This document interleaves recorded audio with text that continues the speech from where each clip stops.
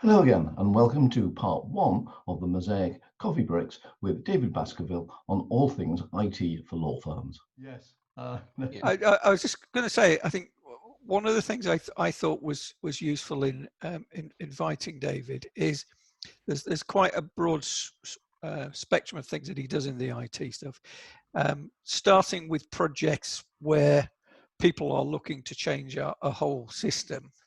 And specifying, selecting, and installing those things. And I have to say, I was staggered when we were having a chat a couple of weeks ago, because the methodology that David's using is the same one that I was using 30 years ago. So seemingly the old ones are still the good ones, David. Yeah, absolutely. Because I think if you buy on a sales pitch, you know, and again, our common client did exactly that. They bought their new PMS based on a whizzy sales pitch, and they hadn't got the checkboxes. So when they came to say, "Wow, we expected the system to do X, Y, Z," the vendors went, "Well, where's your checkbox telling us we had to do X, Y, Z? We hadn't written down." So we will let people get excited by the sales pitch, but the practicality of going, right, does it do bum bum bum bum bum, has to come. So what we've done is commoditize, if you like, that bum bum bum list that every regional law firm says they want, and then we can focus the conversation on what is it you're trying to do, which is different to everyone else has had this list. Absolutely. David, sorry, just to interrupt for a second, and conscious what Barry knows, you, not necessarily Mark and Nigel or myself, perhaps just a sort of thumbnail sketch about what you do, your background, and what you focus on. Of course, yeah. So I've been in legal, on a personal level, I've been in legal for over 20 years. I joined Thompson's as their case management developer 20 years ago. From there, I moved to Tollers and ended up as the director of IT and operations. So over the last 8 years, I've been running my own consultancy, and we work with, I always classify them as regional law firms. So most of our clients are 4 million turnover, up to sort of 25, 30 million. Our largest repeat client is Winkwood Sherwood. We are retained advisors by Demons Ottaway, Paris Smith, Trethowens. So that's sort of good, solid.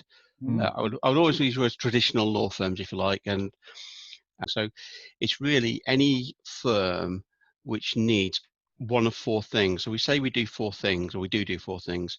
One is your standard review.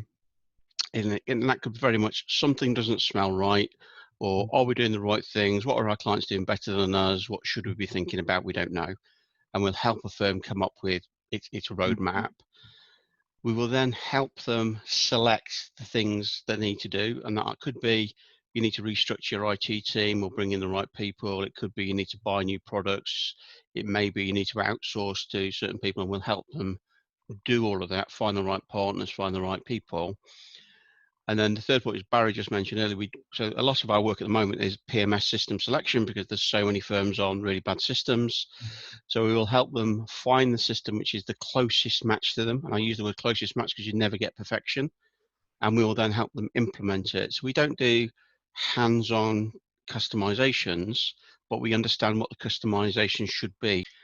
So that's implementation. And the final part, which we're actually seeing a lot more people getting into, is trusted advisor, where we are the retained outsourced virtual IT director. Together. So I suppose, David, why on earth were law firms not getting value for money before all of this shook us up?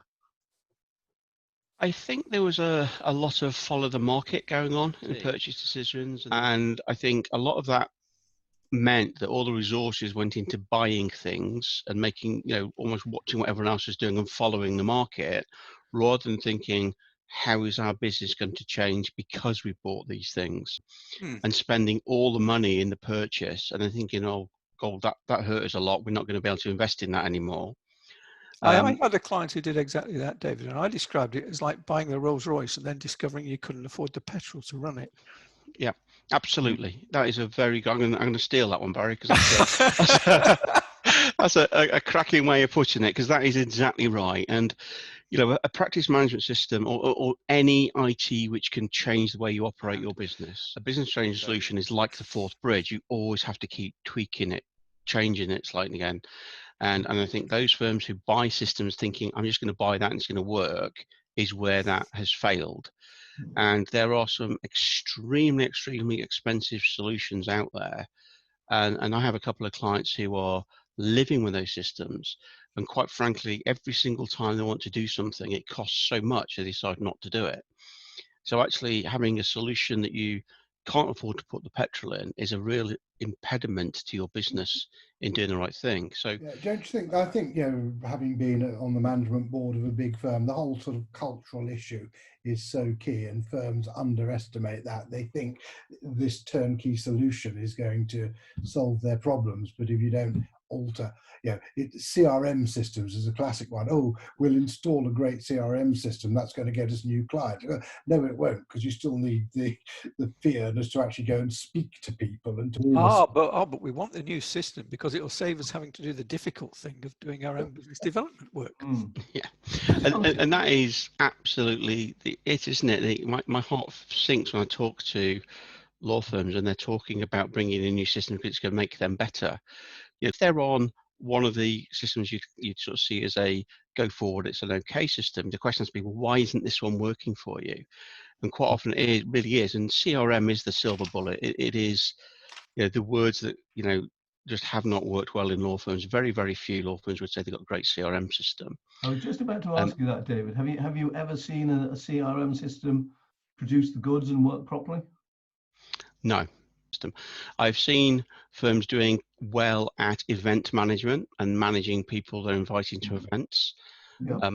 I've seen people having ways of sort of like having a list of potential work, but I've not ever really seen what I would call a fully embedded CRM system. And I think going back to the point Mark made, and it's a story again of my past about that, getting people to really use what they bought.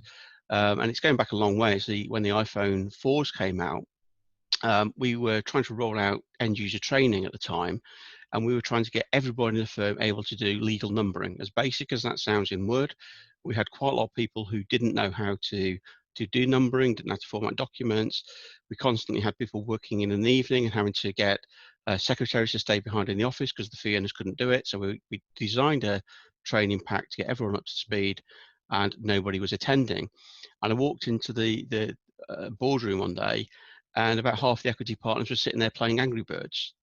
And I went absolutely nuts, because these are the people who said they couldn't attend a 10, 15-minute training course, and apparently they've been there for an hour fighting on who could get the highest score, because it was technology they really wanted to play with. Unfortunately, CRM, case management, document management isn't exciting as Angry Birds. You need to combine the two, and you turn this into one of those big games, and the only way you can move to the next level is by phoning each of your clients every 6 months and you move to the next level and you can do the fun bit. So what is it about the lockdown that suddenly made everybody learn these things that they never would before? I think some of it is they've been forced to, and if we think about what's happened with law firms, almost one of the first things that happened when the furlough scheme came into play was firms looked to reduce the staff numbers as quick as they could, and I think every single firm has taken great advantage of that. And I think two things happened is obviously it was harder for law firms to get secretaries and support staff remote working. And a lot of that is caused by equipment. So even firms that had Citrix and remote working kit actually relied on equipment in the office. So it might be that partners and fee earners had a laptop so they could work from home, but generally support staff still had a traditional box at home. Sorry, in the office. So to get them working from home, they had to get, a lot of these people didn't have PCs or anything. So there was a lot of kit having to be sent home. Then you have problems with speech mics, all that sort of stuff. So I think a lot of firms took the view that actually it's going to be easier to get the fee earners self-sufficient rather than having a lot of support staff. And also I think fee earners were very, very keen to show their importance to the firm, because I think like everyone, there was always a nervousness that if I'm put in for long, that means I'm not important to the firm. So I think what that led to was the ability to use support staff was taken away by the firm, because decision was made that was the area to put people on for long. and it meant the fee earners had to show their worth that they could operate without that bubble of support.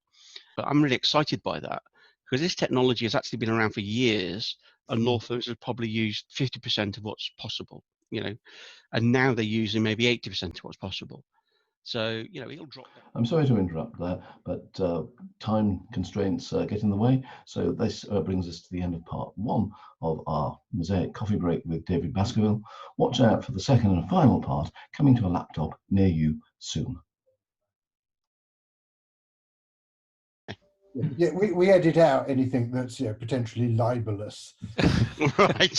And there's usually quite a lot, isn't there? I was going to say, could make for a very short podcast, couldn't it? Oh, have you seen?